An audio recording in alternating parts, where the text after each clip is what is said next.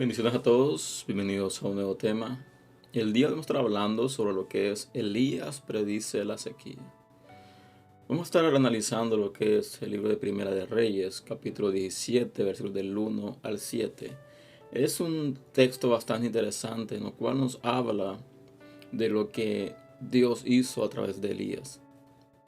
Elías vino a ser como un rebelde que estaba en contra de lo que era el poder político, en este caso el rey Acab. Así que el texto comienza de la siguiente manera y dice: entonces Elías Tisbita, que era de los moradores de Galad, dijo a Acab: vive Jehová, Dios de Israel, en cuya presencia estoy, que no habrá lluvia ni rocío en estos años, sino por mi palabra. Algo que llama la atención en este texto es cuando Elías se presenta a Acab. Pero la carta de presentación de Elías era la siguiente.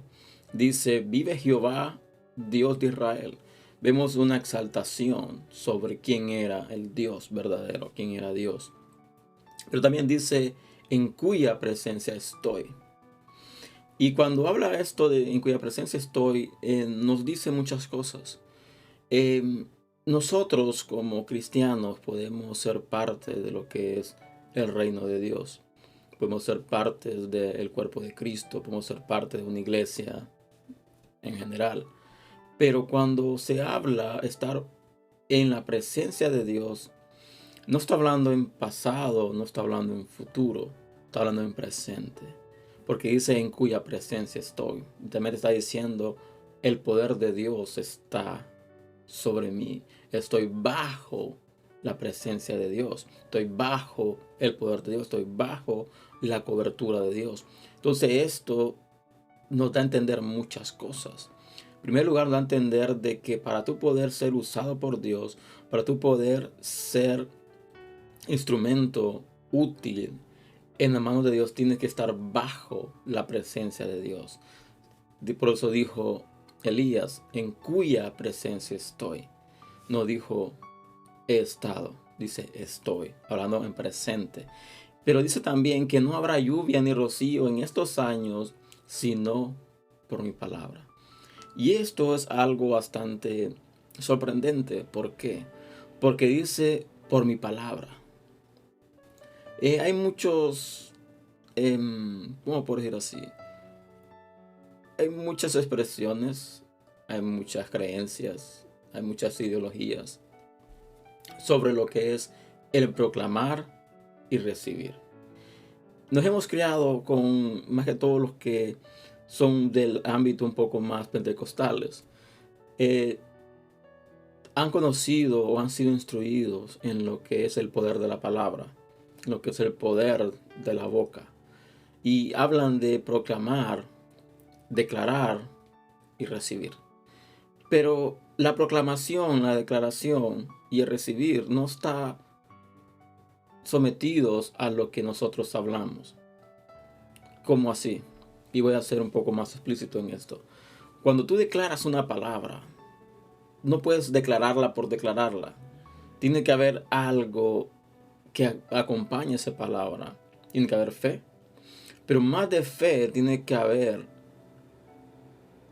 la presencia de Dios misma en esa palabra. Entonces, para tú declarar una palabra de parte de Dios, tienes que estar bajo o tienes que estar en la presencia de Dios. Y ese es el problema muchas veces. Muchas veces como ministros declaramos una palabra, pero no estamos sometidos a Dios. No estamos bajo la cobertura de Dios. No estamos en la presencia de Dios. Entonces, esa palabra muchas veces no tiene ningún efecto. ¿Por qué? Porque no ha sido dirigida o no ha sido dada bajo la presencia de Dios. Entonces vemos muchas profecías de que no se cumplen. Vemos muchas palabras, vemos muchas cosas de que personas, ministros han dicho a otras personas que no se han cumplido. ¿Por qué? Porque no ha sido una palabra que ha venido directamente de la boca de Dios. Y eso es lo que muchas veces tronca la fe de la gente. ¿Por qué? Porque declaran palabras. Porque los han creado con ese concepto donde tú declaras, todo lo que declares será hecho. Pero no, hemos dicho, pero omiten el sentido hecho de estar bajo la presencia de Dios. Y eso es lo que resalta el versículo. Dice: en cuya presencia estoy. Dice: no habrá lluvia ni rocío en estos años. Así que el versículo siguiente dice: y vino la palabra de Jehová diciendo: apártate de aquí y vuélvete al oriente y escóndete en el arroyo de Kerit, que está frente al Jordán. Aquí vemos de que Elías declaró una palabra, y la palabra declara hacia acá. Entonces la palabra era de que no iba a llover ni caer rocío por esos años, sino por su palabra. Porque la palabra está diciendo: no va a volver a llover ni caer rocío hasta que yo declare la palabra de que va a llover. Y esto es algo bastante fuerte. ¿Por qué? Porque tiene que haber un nivel extraordinario de fe. Pero más de un nivel extraordinario de fe, tiene que haber una conciencia, tiene que haber el sentido hecho de estar bajo la presencia de Dios mismo. ¿Para qué? Para que esa palabra pueda tomar efecto. Así que vemos de que Dios también lo manda y le dice de que se vaya de ahí y que se vuelva al oriente. Y dice, y lo que me llama la atención, dice: y escóndete en el arroyo de Kerit. ¿Por qué me llama la atención? Porque aquí le da 3 señales. En primer lugar dice que se aparte de ahí. Después le dice que se vuelva al oriente. Y después le dice que se esconda en el arroyo de Kerit. ¿Por qué Dios manda a Elías que se esconda? ¿Por qué Dios da una orden de esta magnitud, de que se vaya de ahí, de que se vuelva al oriente y que se esconda en el arroyo? Llama la atención, ¿por qué? Porque Dios tiene el poder de protegernos, de ayudarnos. Y es aquí donde también nosotros cometemos muchos errores literales, muchos errores de interpretación bíblica. ¿Por qué? Porque nosotros entendemos de que tenemos que escondernos. Pero hay veces donde Dios te manda a que te salgas y que no te escondas. Dios te manda a que des un paso de fe. Dios te manda a que te vayas, que salgas adelante, que te esfuerces y seas valiente. Entonces, ¿qué quiero decir con esto? Que es importante que entendamos o aprendamos a escuchar la voz de Dios. Porque en momento Dios te va a decir: no te escondas, sal a la pelea, sal a la batalla, no te rindas, esfuérzate de ser valiente. Pero otra vez Dios te va a decir: escóndete por un tiempo. Pero no te escondas en un sentido hecho de miedo, de temor, sino que escóndete bajo mi mano. Escóndete bajo mi cobertura. Escóndete bajo mis alas. Y es aquí donde vemos de que se vuelve un poco más amplio el panorama. ¿Por qué? Porque no trata de ir o huir, trata de esconderse. Y el mejor escondite que podemos estar, mejor lugar para estar, es bajo la mano de Dios, bajo la cobertura de Dios, bajo las alas del Altísimo. Entonces aquí le dice: ve y ve el arroyo, pero no solo dice que se vaya al arroyo y que se esconda ahí, también habla algo más y le dice: beberás del arroyo y yo he mandado a los cuervos que te den de ahí de comer. La pregunta que podemos hacernos automáticamente es: ¿por qué Dios mandó cuervos? ¿Por qué Dios mandó cuervos? ¿Por qué no pudo mandar un ave diferente? Todos sabemos de que la característica del cuervo es de que es un animal carnívoro, es una ave carnívora. Entonces, es algo un poco absurdo mandar un animal carnívoro, un animal que come carne, mandarle alimento a alguien más. El último animal que podemos pensar de que Dios pudiera utilizar para llevarle comida al profeta sería un cuervo.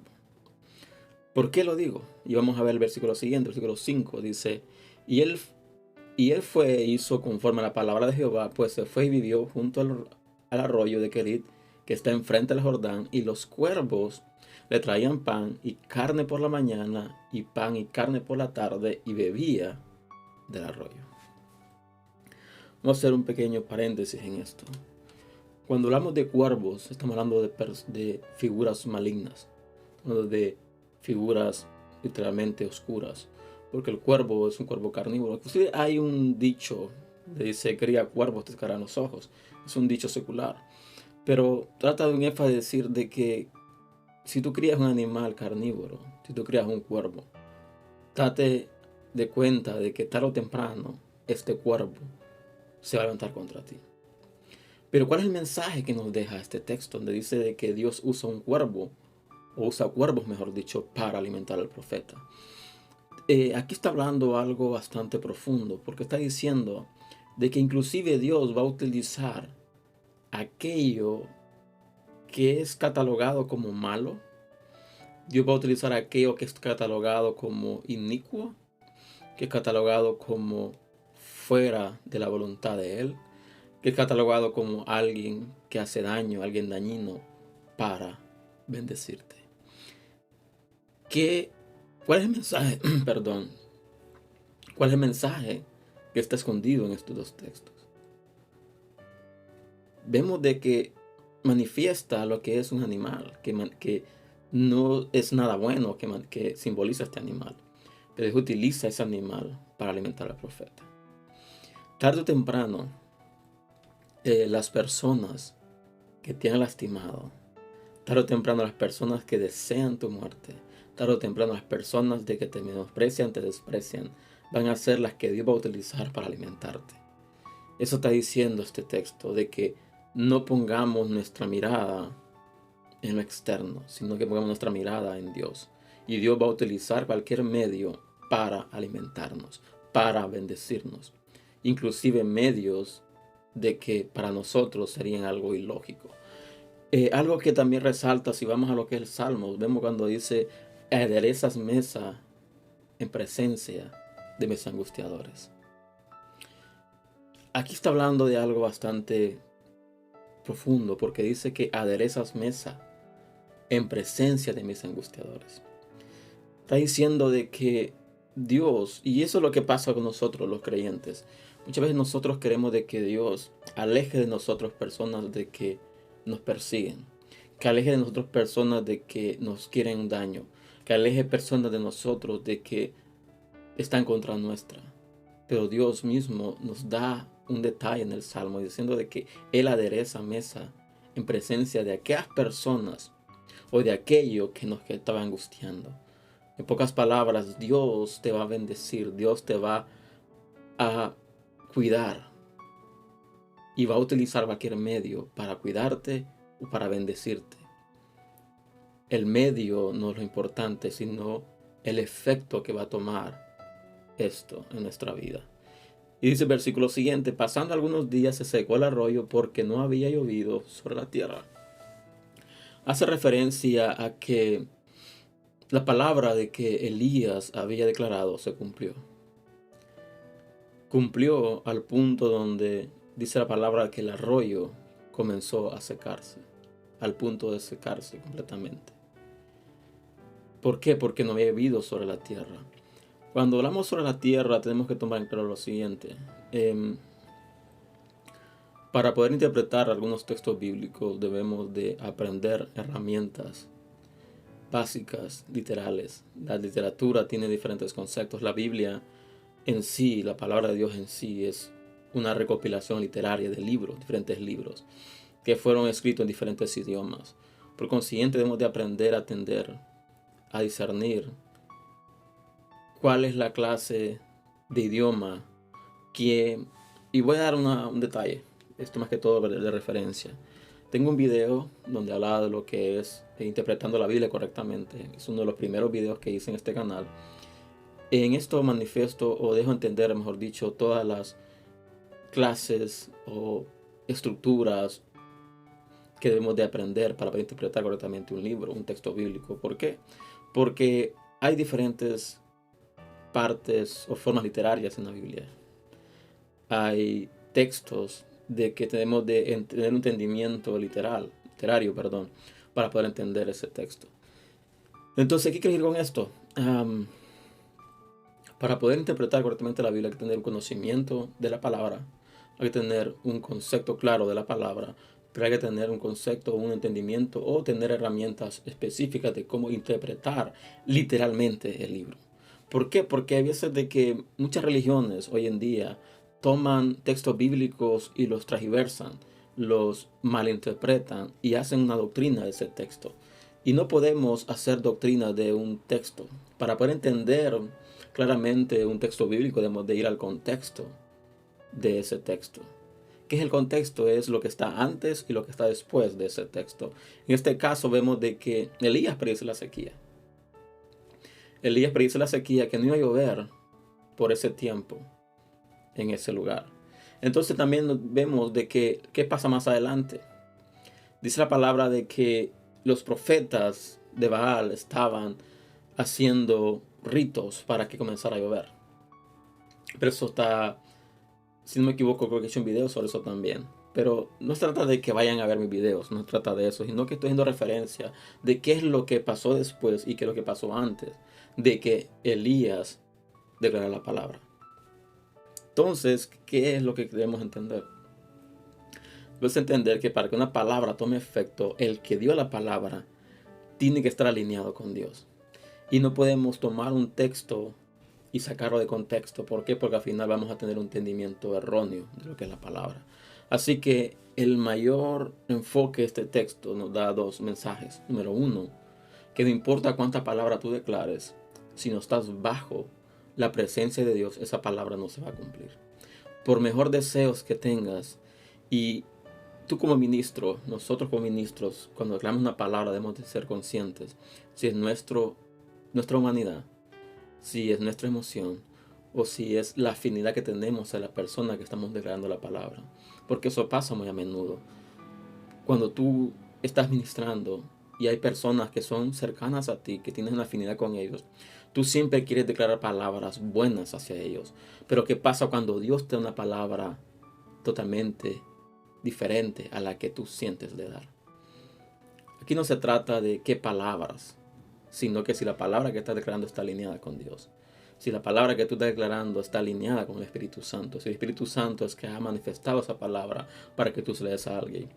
Porque cuando tú estás dando una palabra, no tienes que dar la palabra que tú crees que la gente necesita, sino la palabra que Dios mismo quiere que tú dejes saber al pueblo. Y no podemos guiarnos nosotros mismos. Así que, en pocas palabras, si queremos ver manifestaciones de Dios, tenemos que estar alineados bajo la presencia de Dios. Si queremos que la palabra que declaramos se cumpla, tenemos que estar alineados primeramente y estar bajo la presencia de Dios. Y tener discernimiento para discernir cuál es la voz de Dios. Discernir correctamente cuál es el mensaje que Dios nos está dando y qué instrucción Él nos está dando. Pero aquí vemos de que Dios da una instrucción precisa a Elías de que se vaya, pero le dijo, no te preocupes, yo voy a mandar cuervos para que te alimenten. Yo haré cuervos para que te den alimento, te lleven pan y te lleven carne. Y así pasó. Vemos de que de mañana y de tarde los cuervos llevaban pan y carne y él bebía del arroyo. Una figura que simboliza algo malo. Pero Dios utiliza inclusive aquello malo. Dios utiliza inclusive aquello de que para nosotros es absurdo. Él lo utiliza para alimentarnos. Así que debemos de, más allá de poner nuestra mirada en lo abstracto, en lo físico, debemos poner nuestra mirada en Dios. Así que este es el mensaje. Y debemos de aprender a obedecer. Obedecer es primordial. No se trata de qué deseo yo de dar a la gente. Se trata de lo que Dios quiere que yo dé a la gente. Así que este es el mensaje del día de hoy. Espero en el Señor que ha sido bendición para ti. Te invito a compartirlo si esto ha sido así. Te invito a suscribirte a este canal si no lo has hecho aún. Y los veo el próximo fin de semana con un nuevo video. Así que Dios les bendiga y hasta la próxima.